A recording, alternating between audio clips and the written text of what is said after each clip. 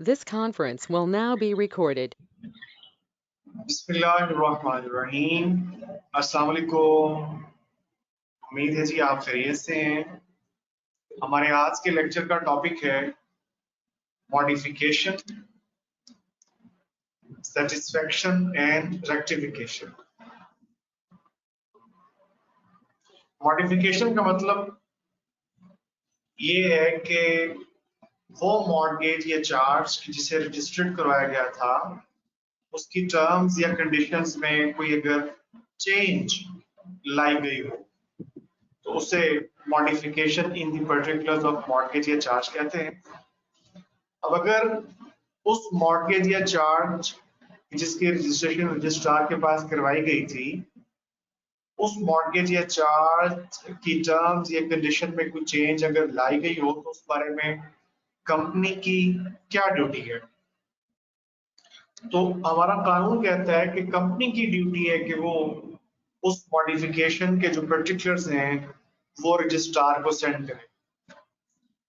ठीक है, और सिर्फ मॉडिफिकेशन के पर्टिकुलर्स नहीं, मतलब क्या चेंज आई है, कौन सी टर्म्स या कंडीशंस में चेंजिंग लाई गई है, सिर्फ यही नहीं बल्कि उस इंस्ट्रूमेंट की कॉपी, इंस्ट्रूमेंट मतलब डॉक्यूमेंट, उस डॉक्यूमेंट की कॉपी के जो एविडेंस है, सबूत है उस मॉडिफिकेशन का, और ये जो कॉपी ऑफ द इंस्ट्रूमेंट है ये वेरीफाइड होनी चाहिए, तस्दीक शुदा होनी चाहिए इन द स्पेसिफाइड मैनर। मतलब वेरिफिकेशन के लिए जो तरीकाकार स्पेसिफाई किया गया है उस तरीके के मुताबिक ये वेरीफाइड भी होनी चाहिए। ठीक है जी, जरा बता दें यहां तक समझ आ गई? ओके, आगे चले। प्रोसीजर कहता है कि मॉर्गेज या चार्ज की रजिस्ट्रेशन के लिए जो प्रोसीजर्स हमने पहले पढ़नी है वही वाली प्रोविजंस मॉडिफिकेशन ऑफ मॉर्गेज या चार्ज पे एप्लीकेबल हो। आप सबको मालूम है कि ऑलरेडी हम अपने प्रीवियस लेक्चर में मॉर्गेज या चार्ज की रजिस्ट्रेशन से मुतालिक जो प्रोविजंस हैं वो पढ़ चुके हैं सारी की सारी। तो वही तमाम प्रोविजंस मॉडिफिकेशन ऑफ मॉर्गेज या चार्ज पे भी एप्लीकेबल होगी। इसके बाद है जी company to report satisfaction of charge. अब पहले तो इसका मतलब समझ लें, सेटिस्फैक्शन ऑफ चार्ज का मतलब क्या है। आपको मालूम है कि एक कंपनी ने अपनी किसी प्रॉपर्टी पे चार्ज भला क्यों क्रिएट किया था, या अपनी किसी प्रॉपर्टी को मॉर्गेज क्यों किया था। तो यकीनन इसका जवाब ये है कि कंपनी ने कोई लोन लिया था, कोई डेट लिया था, उस लोन को सिक्योर करने के लिए कंपनी ने अपनी किसी प्रॉपर्टी पे चार्ज क्रिएट किया था या अपनी कोई प्रॉपर्टी मॉर्गेज की थी। तो बेसिकली लोन को सिक्योर करने के लिए ये चार्ज क्रिएट किया जाता है, ये प्रॉपर्टी मॉर्गेज की जाती है। अब अगर बिल आखिर कंपनी की जानिब से वो लोन रीपे कर दिया गया हो, कर्ज अदा कर दिया गया हो, तो इसे हम क्या कह सकते हैं कि जी रीपेमेंट ऑफ लोन हो चुकी है, लिहाजा वो जो प्रॉपर्टी मॉर्गेज थी या जो प्रॉपर्टी अंडर चार्ज थी वो अब रिलीज हो गई है। ठीक है, तो इसको कहते हैं सेटिस्फैक्शन ऑफ मॉर्गेज या सेटिस्फैक्शन ऑफ चार्ज। तो कंपनी की ड्यूटी है कि वो रजिस्ट्रार को इन्फॉर्म करे। भाई जाहिर सी बात है, जिस तरह जब लोन लिया था और कंपनी ने क्रेडिटर को कोई अपनी प्रॉपर्टी मॉर्गेज की थी या उसके ऊपर चार्ज क्रिएट किया था, तो जब उस वक्त इस मॉर्गेज या चार्ज की इत्तला रजिस्ट्रार को दी गई थी, मॉर्गेज या चार्ज की रजिस्ट्रेशन करवाई गई थी, तो आज जब वो कर्ज वापस हो चुका है और वो जो अंडर चार्ज प्रॉपर्टी थी या मॉर्गेज प्रॉपर्टी थी जब वो रिलीज हो चुकी है, तो यकीनन वंस अगेन अब रजिस्ट्रार को ये बात बतानी है ताकि वो अपने रिकॉर्ड को अपडेट कर ले। तो कंपनी की ड्यूटी है कि वो इंटीमेशन दे, इन्फॉर्म करे। इंटीमेशन मतलब इन्फॉर्म करे रजिस्ट्रार को कि जी पेमेंट जो है वो हो चुकी है इन फुल। ठीक है, और ये जो काम करना है ये 30 डेज के अंदर अंदर करना है from the date of such payment और सेटिस्फेक्शन। तो 30 दिन के अंदर अंदर रजिस्ट्रार को ये इंटीमेट किया जाना है कंपनी की तरफ से, कंपनी की ड्यूटी है, ताकि वो अपने रजिस्टर को, अपने रिकॉर्ड को अपडेट करिए। अच्छा, अब जब कंपनी की जानिब से रजिस्ट्रार को ये बात बताई जाएगी कि हमने कर्ज की रकम वापस कर दी है और वो जो हमारी प्रॉपर्टी मॉर्गेज थी या अंडर चार्ज थी, अब वो प्रॉपर्टी वापस आ गई या रिलीज हो चुकी है, तो आप क्या समझते हैं, बस कंपनी के इतने बताए जाने पे ही रजिस्ट्रार अपना रिकॉर्ड अपडेट कर लेगा, या कि रजिस्ट्रार कम से कम उस क्रेडिटर से पूछेगा कि जिस क्रेडिटर के बारे में कंपनी ने ये कहा है कि हमने उसे पैसे दे दिए और प्रॉपर्टी जो हमारी मॉर्गेज थी, अंडरचार्ज थी, वो वापस आ चुकी है, रिलीज हो चुकी है, क्या समझते हैं आप? बस कंपनी के कहने पे रजिस्ट्रार अपना रिकॉर्ड अपडेट कर लेगा या क्रेडिटर से भी मालूम करेगा? यकीनन रजिस्ट्रार क्रेडिटर को एक नोटिस देगा, ठीक है? उस नोटिस में रजिस्ट्रार ये उससे कहेगा कि जी हमें ये मालूम हुआ है आपके बारे में कि पैसे आपको वापस हो गए हैं और वो जो अंडर चार्ज या मॉर्गेज्ड प्रॉपर्टी थी वो रिलीज हो गई है, तो आप जरा बताएं ना क्या ये बात ठीक है? और अगर आपको कोई एतराज है तो 14 डेज का आपको टाइम दे रहता है। 14 डेज के अंदर अंदर आपको कोई भी अगर एतराज है तो हमें बता दें, कोई ऑब्जेक्शन है तो हमें बता दें, कोई कॉज शो करें अगर कोई है कि रजिस्ट्रार क्यों कंपनी की तरफ से जो इंफॉर्मेशन आई है उसको रजिस्टर्ड क्यों ना करे अपने पास। यानी सिंपल अल्फाज में अगर आपको बात समझाऊं तो रजिस्ट्रार क्रेडिटर को एक शो कॉज नोटिस देगा जिसमें वो ये कहेगा कि जी हमें तो कंपनी ने ये कहा है कि पेमेंट हो चुकी है, तो हमने तो अब इसको अपने पास रजिस्टर करना है, अपने पास इसको दर्ज करना है, ठीक है? आप बता दें मैं ये काम क्यों ना करूं? अगर आपको कोई ऑब्जेक्शन है तो 14 डेज के अंदर अंदर मुझे बताएं, ये रजिस्ट्रार की तरफ से नोटिस दिया जाएगा क्रेडिटर। तो जाहिर सी बात है अगर क्रेडिटर को कोई एतराज वगैरह होगा या उसकी पेमेंट अगर उसको ना की गई हो या कुछ अभी पेमेंट रहती हो, ये किसी भी किस्म का कोई ऑब्जेक्शन होगा तो वो क्रेडिटर रजिस्ट्रार को बताएगा इस 14 डेज के पीरियड के अंदर अंदर। लेकिन अगर कोई कॉज शो नहीं की गई, यानी क्रेडिटर की तरफ से holder of the mortgage charge की तरफ से, मतलब कौन है? क्रेडिटर, ठीक है? अगर क्रेडिटर की तरफ से कोई ऑब्जेक्शन फाइल नहीं किया गया रजिस्ट्रार को, तो रजिस्ट्रार फिर वो जो कंपनी की तरफ से मेमो आया था, मेमोरेंडम ऑफ सेटिस्फेक्शन, उसको एक्सेप्ट कर लेगा और इसे अपने रजिस्टर ऑफ चार्जेस में एंटर कर लेगा। मतलब ये कि क्रेडिटर की तरफ से अगर कोई ऑब्जेक्शन नहीं है 14 दिन के अंदर अंदर, तो इसका मतलब तो फिर यही है कि क्रेडिटर को कोई एतराज नहीं है और कंपनी ने जो कहा, यानी हमने पैसे वापस कर दिए हैं, तो वो दुरुस्त कहा। तो इस बात को फिर रजिस्ट्रार अपने रजिस्टर ऑफ चार्जेस जो के उसके पास पड़ा हुआ होता है उसमें फिर दर्ज कर लेगा, एंट्री उसमें रिकॉर्ड कर लेगा। लेकिन अगर क्रेडिटर की तरफ से कोई कॉज शो की गई हो, यानी कोई ऑब्जेक्शन, कोई एतराज रजिस्ट्रार को उसमें फाइल किया हो 14 डेज के पीरियड के अंदर अंदर, तो रजिस्ट्रार फिर इसको नोट करेगा अपने रजिस्टर में और फिर इस एतराज, इस ऑब्जेक्शन के बारे में कंपनी को भी इन्फॉर्म कर देगा जो रजिस्ट्रार है, ठीक है? अब इसके ऊपर एग्जांपल देख लें। एग्जांपल 5 जरा पढ़िए जी, जरा एग्जांपल 5 पढ़िए जल्दी से, बहुत ही सिंपल, इजी।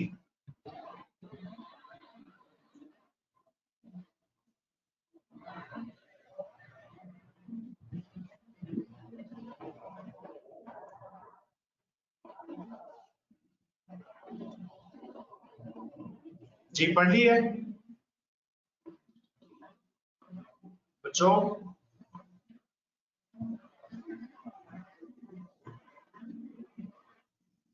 वही एग्जांपल पढ़ ली है? ओके, समझ भी आ गई है? चले ठीक है, आगे चलते हैं। When show cause notice is not required। अच्छा, एक सूरत ऐसी भी है कि जब रजिस्ट्रार की जानिब से शो कॉज नोटिस दिया जाना जरूरी नहीं है क्रेडिटर को। वो कौन सी सूरत है जी?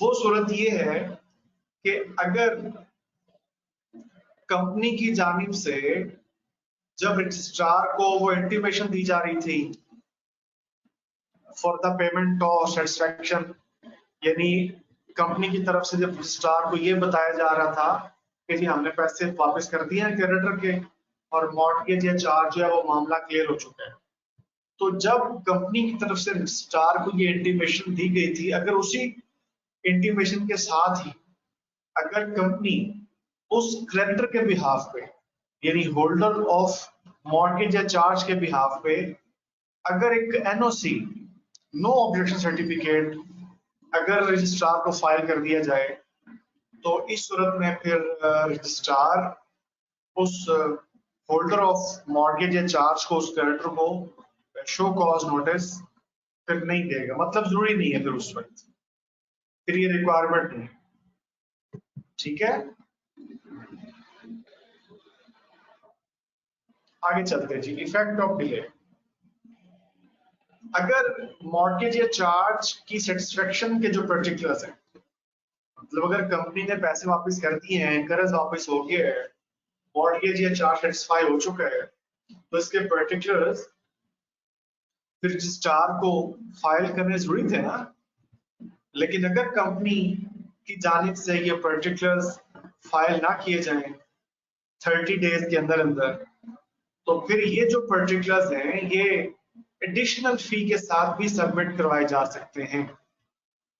ठीक है, और इस सूरत में अगर कोई पेनल्टी भी इम्पोज की जा सकती है एज ए स्पेसिफाइड, कमीशन की तरफ से अगर कोई पेनल्टी वगैरह भी इम्पोज की जानी है तो वो भी की जा सकती है।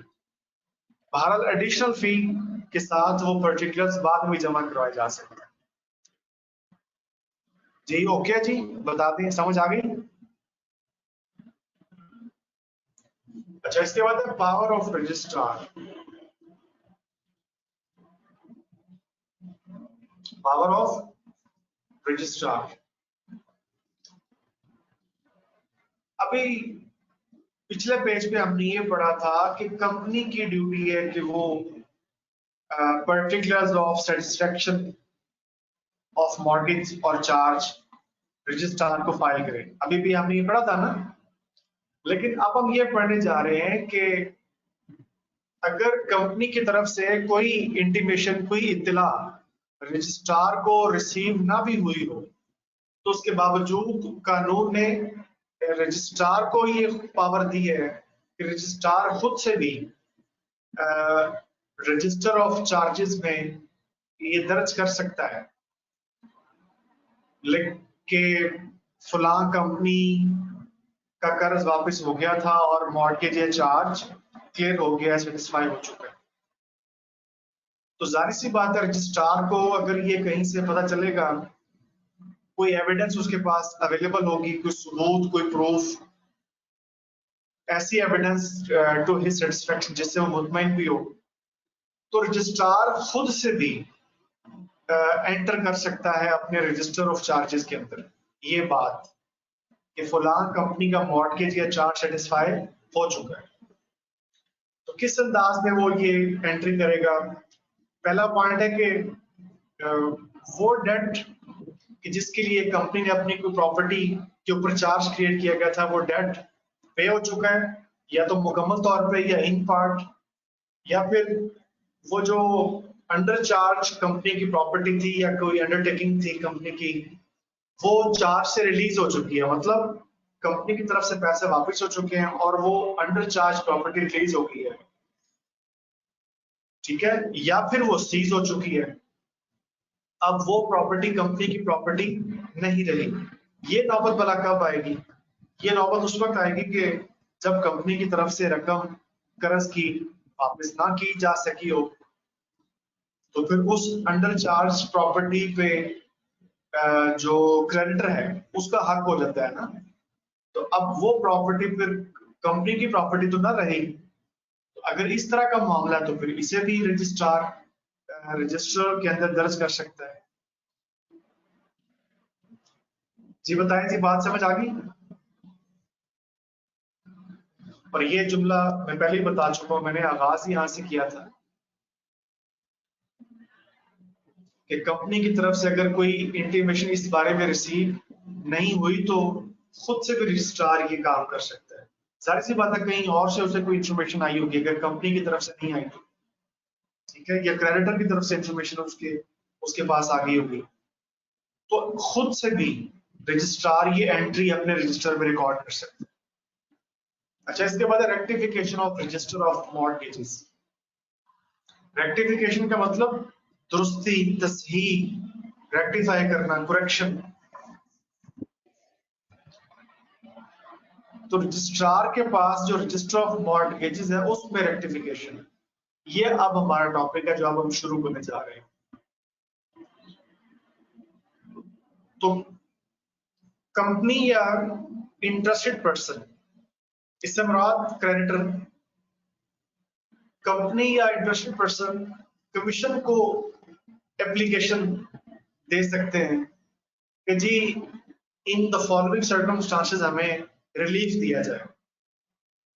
कौन से सर्कमस्टांसेस और क्या रिलीफ दिया जाए, पहले सर्कमस्टांस देख लें। एक तो ये कि वो जो चार्ज क्रिएट किया गया था कंपनी की कोई प्रॉपर्टी के ऊपर, या कोई कंपनी की प्रॉपर्टी मॉर्टगेज की गई थी, तो उसके पर्टिकुलर्स रजिस्ट्रार के पास फाइल करने थे ना, तो उसमें ओमिशन हो गई थी। मतलब कि वो पर्टिकुलर्स फाइल नहीं किए गए थे।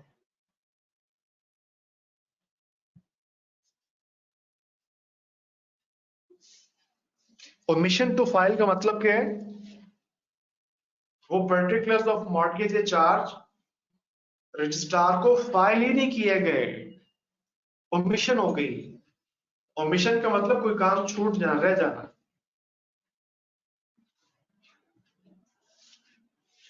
अगर रजिस्ट्रार को मॉर्गेज या चार्ज के पर्टिकुलर्स ही फाइल नहीं हो सके थे, या मॉर्गेज या चार्ज की टर्म्स एंड कंडीशंस में कोई मॉडिफिकेशन हुई थी, उस मॉडिफिकेशन के पर्टिकुलर्स भी रजिस्ट्रार को फाइल नहीं हो सके, इसके बारे में भी हमने पिछले पेज में पढ़ा था कि उस मॉडिफिकेशन के पर्टिकुलर्स भी फाइल करने होते हैं। तो अगर उस मॉडिफिकेशन के पर्टिकुलर्स भी रजिस्ट्रार को फाइल नहीं हो सके, ओमिशन हो गई, या फिर विद इन द टाइम, या फिर किसी particular with respect to any such mortgage charge, किसी पर्टिकुलर में मिस स्टेटमेंट हो गई थी, या कोई एक पर्टिकुलर रह गया था फाइल होने से। पर्टिकुलर्स बाकी तो चले फाइल हो गए थे, कोई एक आध पर्टिकुलर ओमिट हो गया था, या किसी एक पर्टिकुलर में मिस स्टेटमेंट हो गई थी, कोई गलत बयानी हो गई थी, ठीक है। तो इन दोनों में से कोई भी सूरत हो तो करेक्शन करवाने के लिए, रेक्टिफिकेशन करवाने के लिए कमीशन को दरख्वास्त दी जाएगी, और उससे कहा जाएगा कमीशन से कि जी रिलीफ दे दे हमें, मतलब हम ये फाइल करना चाहते हैं, या वो जो पर्टिकुलर मिस स्टेट हो गया है उसको ठीक करवाना चाहते हैं, तो हमें इजाजत दी जाए। तो अब कमीशन के पास ये दरख्वास्त आई हुई है, तो कमीशन किस सूरत में रिलीफ ग्रांट करेगा, क्या कंडीशंस है? तो कहते हैं एक तो कमीशन को ये साबित करना होगा कि ये जो कुछ भी हुआ ये एक्सीडेंटल था, इत्तेफाकिया था, मतलब इसमें कोई जानबूझ के या इरादतन ऐसा नहीं हुआ, या गलती हो गई थी, इनएडवर्टेंस मतलब गलती से ऐसा हुआ, या कोई और सफिशिएंट कॉज जिससे कमीशन मुतमईन हो जाए, और is not of a nature to prejudice the position of creditors or shareholders of the company, और ये जो भी ओमिशन हुई है या मिस स्टेटमेंट हुई है, इससे कंपनी के क्रेडिटर्स या शेयर होल्डर्स की पोजीशन पे कोई फर्क नहीं पड़ा, उसके लिए ये नुकसानदेह नहीं था। प्रेजुडिस का मतलब यहाँ पे हार्मफुल। ठीक है, तो कमीशन को जनाब मुतमईन करना होगा, या फिर that on other grounds it is just and equitable, या इन ऊपर वाली दो वजूहात के अलावा कोई और वजह जो कि मुनासिब हो, जिस पे कमीशन सेटिस्फाई हो के ठीक है, इस बुनियाद पे भी रिलीफ दिया जा सकता है और इजाजत दी जा सकती है कि चलें जी आप जरा रेक्टिफिकेशन करवा लें। ठीक है, अब अगर कंडीशन, अगर कमीशन मुतमईन हो गया, ठीक है, अगर कमीशन मुतमईन हो गया तो कमीशन ऑर्डर दे सकता है, लेकिन on such terms and conditions जो कमीशन मुनासिब समझे। यानी ऑर्डर फॉर रेक्टिफिकेशन देते हुए कमीशन अगर कोई टर्म्स एंड कंडीशंस भी लगाना चाहे जो वो मुनासिब समझे तो वो लगा सकता है।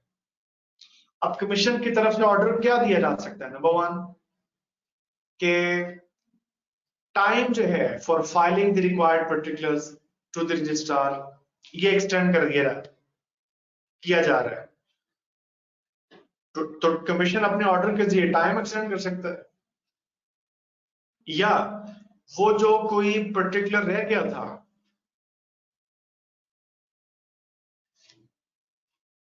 जो ओमिशन हो गई थी,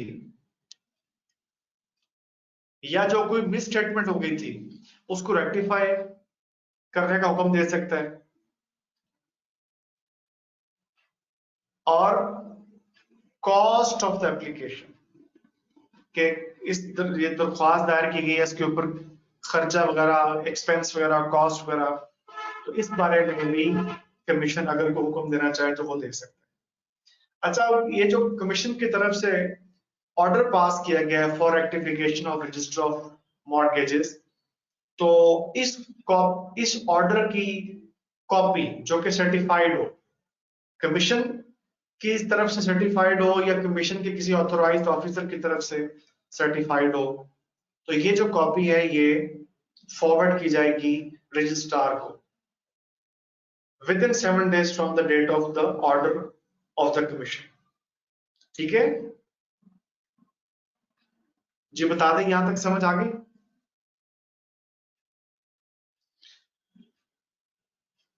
इसके बाद prior rights not to be affected.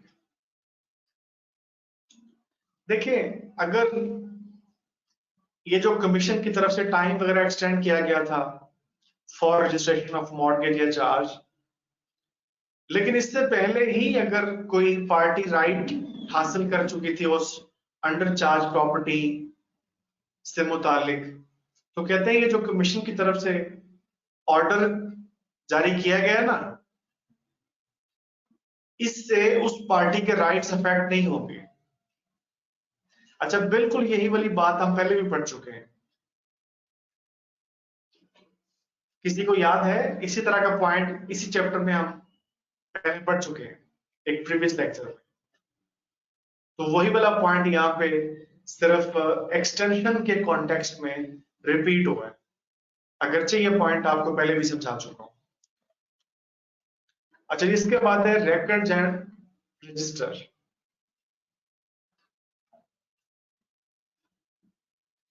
Copy of the instrument creating mortgage और चार्ज। अब हमारे कानून की रिक्वायरमेंट है कि हर कंपनी इन इंस्ट्रूमेंट्स की कॉपी जो है वो रजिस्टर्ड ऑफिस ऑफ कंपनी में रखे, मेंटेन करे। इंस्ट्रूमेंट्स मतलब डॉक्यूमेंट्स। कौन कौन से डॉक्यूमेंट्स की कॉपीज रजिस्टर्ड ऑफिस में रखना जरूरी है? तो उसमें एक तो आ गया जी एवरी इंस्ट्रूमेंट, मतलब every document creating any mortgage और चार्ज, यानी कि कंपनी ने लोन को सिक्योर करने के लिए जो प्रॉपर्टी मॉर्गेज की थी या कोई प्रॉपर्टी के ऊपर चार्ज क्रिएट किया था, तो जाहिर सी बात है ये जुबानी तो नहीं हुआ होगा ना काम, ये जो है ये किसी डॉक्यूमेंट में लिखा हुआ होगा।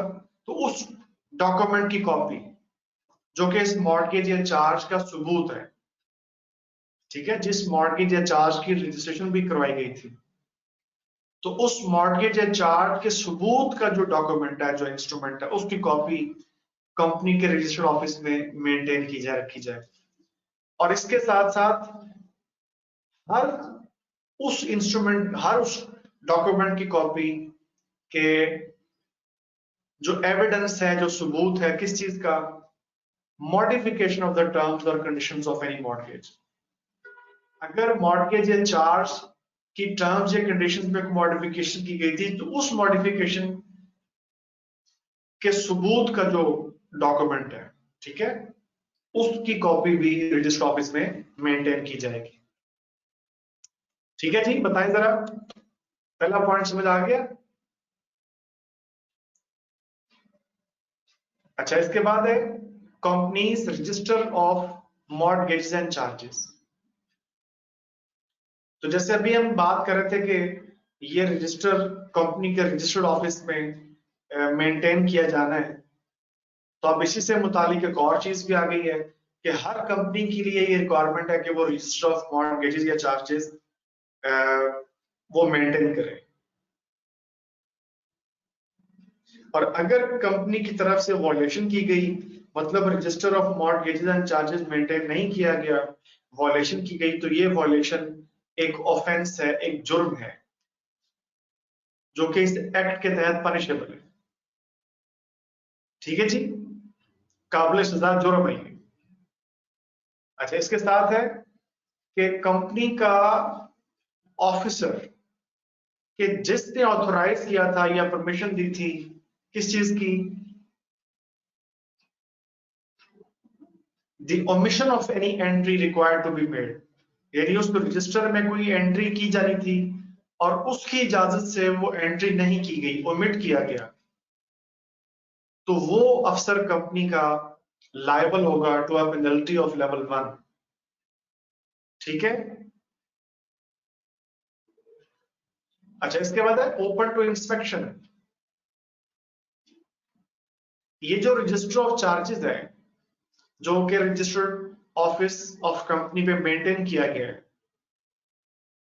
तो ये भी और इसके साथ और जो कॉपीज ऑफ इंस्ट्रूमेंट पड़ी हुई हैं, जो डॉक्यूमेंट्स पड़े हुए हैं, जिसके बारे में अभी बता रहा था मैं पहले, थोड़ी देर पहले, copies of instrument creating any mortgage and charge, तो ये दोनों किस्म की जो चीजें हैं, रजिस्टर खुद और कॉपीज ऑफ इंस्ट्रूमेंट, तो these things will be open to inspection of number 1 any member or creditor of company without fee, और मेंबर या क्रेडिटर के अलावा कोई और पर्सन अगर इस रजिस्टर को या उन डॉक्यूमेंट्स को देखना चाहता है, तो फी पे करके, जो कंपनी ने इस मकसद के लिए फिक्स की होगी, फी पे करके वो देख सकता है। ठीक है, फॉर ईच इंस्पेक्शन, जो फी फिक्स की होगी कंपनी ने, वो फी पे करके, तो वो जो एनी अदर पर्सन है वो उस रजिस्टर को या उन कॉपीज ऑफ इंस्ट्रूमेंट को इंस्पेक्ट कर सकता है। अच्छा, उसके बाद नेक्स्ट पॉइंट है कि अगर एक शख्स ने कंपनी को दरख्वास्त की कि उसने जी ये इंस्पेक्शन करनी है, देखना है रजिस्टर को या उन इंस्ट्रूमेंट्स को,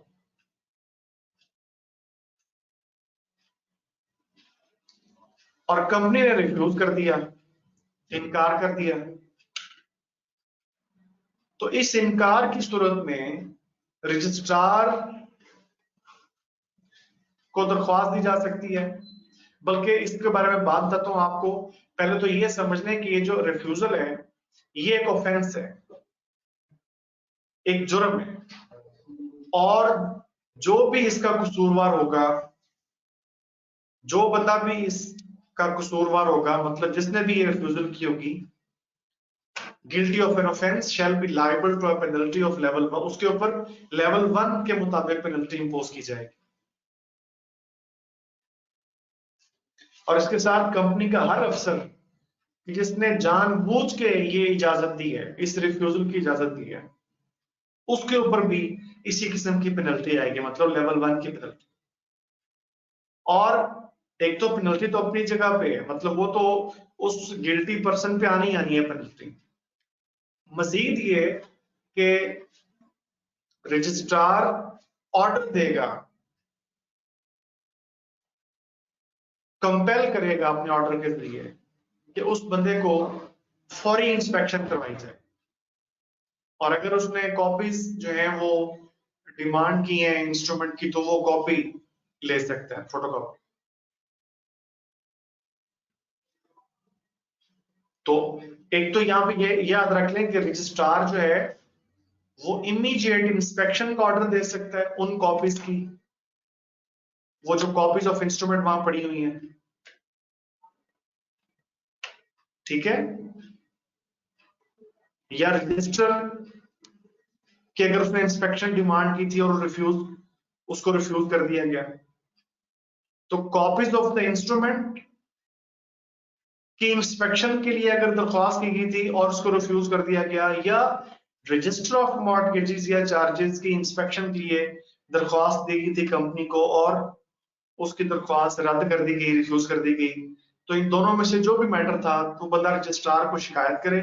रजिस्ट्रार ऑर्डर दे सकता है, हुक्म दे सकता है इमीडिएट इंस्पेक्शन का ऑफ द कॉपीज और register, what ever the case में बी, ठीक है।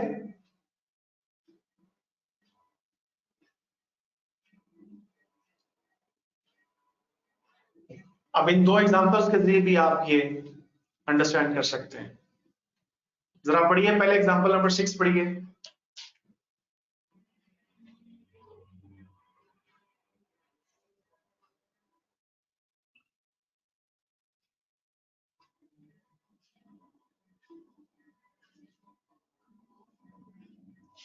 पहले एग्जांपल नंबर 6 देख लीजिए।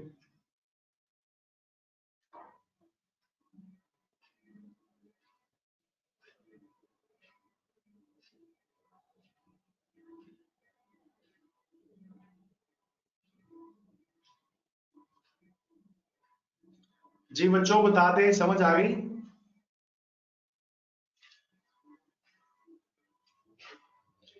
ओके जी, 7 देख लें आप जरा। गुड हो गया, ठीक है। यस, ये भी क्लियर है, चले ठीक हो गया, ओके जी। यहाँ पे हमारा ये चैप्टर हुआ खत्म जी। और एक तो ये लेसन अब आपने रिवाइज कर लेना है